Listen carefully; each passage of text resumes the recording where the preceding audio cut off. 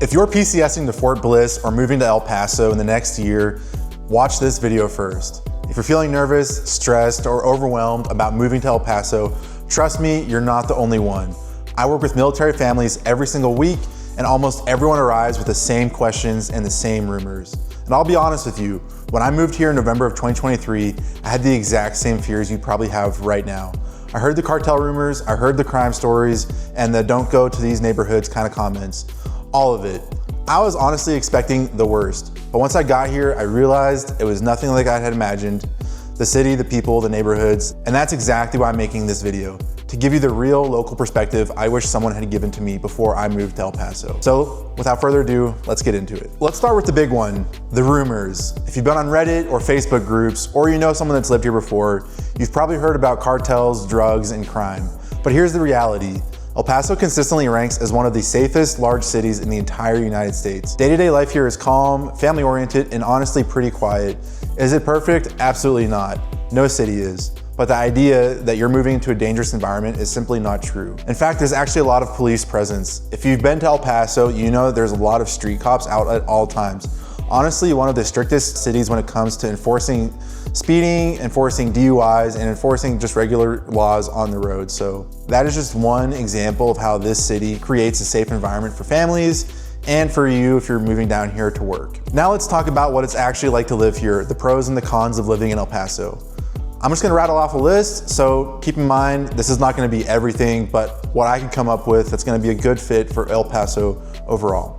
So for the pros, we have a very low cost of living. El Paso is one of the lowest cost of living cities in the country. So if you're looking to buy a house, it is very affordable. You also have safe and quiet neighborhoods, as I just discussed. The neighborhood I live in is right next to a sheriff's department, so I really can't get it any better. There's a lot of friendly, family-oriented communities. So if you're looking into Latino community, it's very family-oriented. El Paso is just a large Latino community, so no surprises there to me. You also have easy commutes. So you're gonna have access to 375 and Montana on the east side of El Paso. You're also gonna have a little bit of I-10 on the east side as well. And then on the west side, you're gonna have I-10 mainly, a little bit of 54, and you're gonna have 375 at the northwest part of El Paso. And then through the central part of El Paso, you have Montana. So throughout all parts of El Paso, you have highway or highway-like roads, so you're always having short commutes. Even though I live a good distance from Fort Bliss, my commute is still only 20 minutes, and there's plenty of neighborhoods that you can get into that are also 20 minutes from Fort Bliss. In case you haven't heard, El Paso is one of the sunniest cities in the country. We get about 300 days of sun out of the year. The other 65 are sun, but with clouds, to be honest. Now as for the cons, the summers get hot. They do get in the triple digits. The highest I've seen is 115 degrees, but keep in mind, it's a dry heat. So you're not getting a humid heat like you are in the Northeast. Honestly, I would compare it to about 90 degrees in the Northeast. It's the same as about 110 down here. My personal opinion, I'm not a weatherman, but keep that in mind. So when it does seem like it's extremely hot, which it does get hot, it's not as hot as it may seem to my Northeast or my more humid climate babies. The city is also spread out. As I mentioned before, you're gonna have a lot of highway access all throughout El Paso, but that's for a reason. There's a lot of space. It may be a city, but it's kind of more of like a giant suburb. That's my personal opinion. My next point is that you're gonna be driving a lot more than you walk. You're not really within walking distance. Up in the Northeast, when I say I'm within 10 minutes of the grocery store, I can probably walk to the grocery store in about 20 minutes. But around here, when you're 10 minutes from something, you're more of like a 30 to 45 minute walk, just because it's so spread out. There's also not a ton of nightlife. Now there is nightlife. If you're younger, you're looking to get into the bars. There is Cincinnati Street, there's a bunch of bars. You have International, you have a couple hotel bars, you have Later, Hush Hush, a bunch of different bars, but it's not gonna be the same as if you're from New York and New York City. You're not gonna have that same kind of vibe. You're gonna have a lot of smaller bars, a lot of dive bars, kind of like sports bars. So you're gonna have Moose's, you're gonna have Union Draft House, that kind of thing, but you're not really getting a full-on nightclub as in like most cities have. And if you're used to green landscapes, get used to brown, because the desert takes adjusting to. Now, I will say one of the hugest benefits, because I'm from the Northeast, moving down here, I have no lawn maintenance. I probably pull weeds, but like every 2 months, if even that. So really, it's kind of nice living in the desert because you have a lot less lawn maintenance to do than your typical, locations. El Paso isn't flashy, but it is comfortable, affordable, and surprisingly easy to settle into.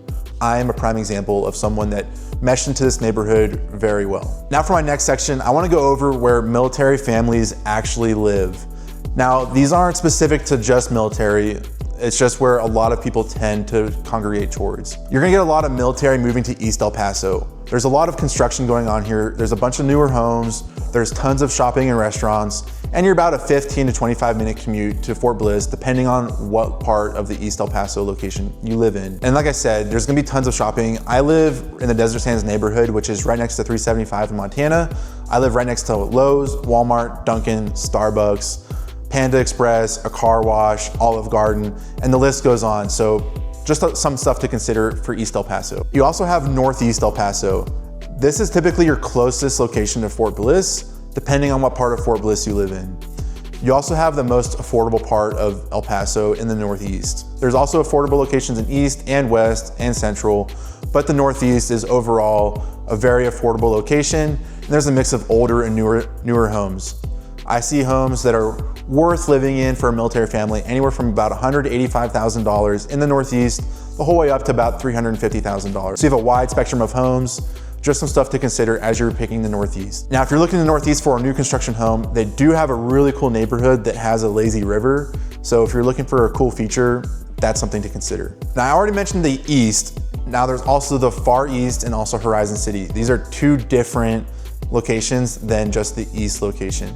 So Far East and Horizon City are about 35 to 40 minutes from Fort Bliss. Although you're having a longer commute time, it's gonna be a faster growing area. There is a ton of new construction going on in this area, and you're gonna be getting the best bang for your buck. So if you're looking to buy a home for about $300,000 and you want a bigger home, maybe with better upgrades, East El Paso is gonna be definitely a strong area for you to consider, just because you're getting a better bang for your buck and you're honestly in a nice location because it is cleaner.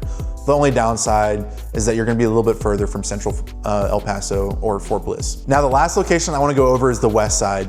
The West Side, honestly, in my opinion, is the best side. I live on the East Side, but the West Side is gonna be more expensive. You're gonna have mountain views, great schools, and a little bit of a longer commute depending on where you live. In my personal opinion, if you're looking to spend $350,000 or less, the East Side is a better location for you to purchase. If you have the money to go above $350,000, the West Side is definitely something for you to consider because you're gonna be able to get a new construction home. You're gonna be able to get maybe a better resale, something that's a little bit bigger, not necessarily super old or it's been remodeled. Just something to consider. The West Side has its ups and downs, but overall, if I had to pick a place, it'd be the West Side. And not just because of the home, but you're gonna be surrounded by a lot more activities, more restaurants, and it's a little bit of more like what El Paso wants to be. The East Side is newer and less developed in a sense of a nightlife, restaurants, etc. Now keep in mind, there's no one best area. It depends on your family, your budget, and your lifestyle. So make sure you reach out to me if you have any questions because I can help tailor your budget to the area that's gonna be right for you. Now you might be wondering, what does cost of living in El Paso actually look like? One of the biggest surprises for PCS families and people moving to El Paso is how far your BAH or your housing allowance goes here. As for rent, you can get a 2 to 3 bedroom apartment for anywhere between $1,200 to $1,600. Less or more as well, but that's the typical range I would expect to pay for an average apartment here in El Paso. Now, if you're looking for a single family house to rent, I would expect to pay anywhere from $1,600 to $2,200 for a decent area to live in.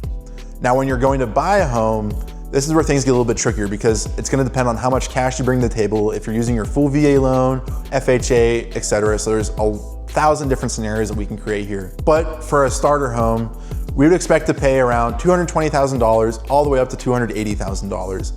This price range gets you a very nice home on the East Side, Northeast, and even a little bit on the West Side as well, depending on the neighborhood you're looking in. Now, if you're looking for new construction, I would expect the base price to be around $280,000 all the way up to $350,000. Now, you can definitely get homes more expensive than $350,000, but honestly, if you're looking to move here for only 3 to 5 years, maybe a little bit more, I wouldn't really go outside this range just because it's gonna be more expensive and you're not really gonna be getting your bang for the buck. However, if you're looking for a larger family home, maybe you have 5, 6 kids, I would expect to pay anywhere from $350,000 all the way up to $450,000. And like I said, you can go higher than this. It just depends on how nice of a home you want. Anywhere from $350,000 up to $450,000, you're getting a really nice home.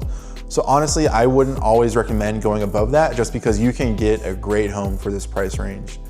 But if you want to ball out and go crazy, by all means, I'm here for it and I can help you navigate that market as well. Compared to most duty stations, El Paso feels affordable, and that takes a lot of stress off of families because again, you can definitely get a starter home for anywhere between $200,000 to $250,000, and it's gonna be a pretty decent property. I'm also a huge Polar Seltzer fan. Let me know in the comments if you're a Seltzer fan as well. Let's talk about weather. I've already talked about this a little bit. Like I said earlier, El Paso is sunny about 300 days of the year. The winters are pretty mild. Right now it's February. Today was 70 degrees. It was really nice. I'm wearing shorts and a short sleeve shirt. So really great winter weather if you like that warmer weather. The springs are windy. You're gonna get a lot of dust storms. Last year in 2025, we had the highest wind on record.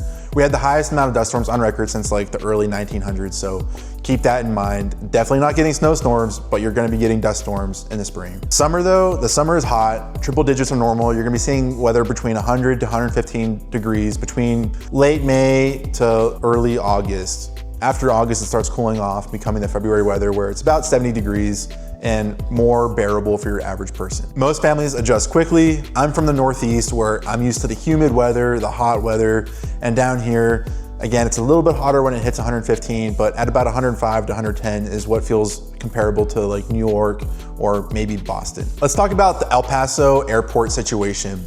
Today we had a huge situation where they shut down temporarily the El Paso airport for about 10 days. Now it was avoided, it was ended after about 6 to 8 hours, but keep in mind, that was a one-off instance that I honestly don't think anyone was expecting to see. As for the El Paso International Airport, it is small, it's gonna be clean and easy to navigate. I've shown up for a flight as late as 20 minutes before my flight took off, and I still made it to my plane with no issues.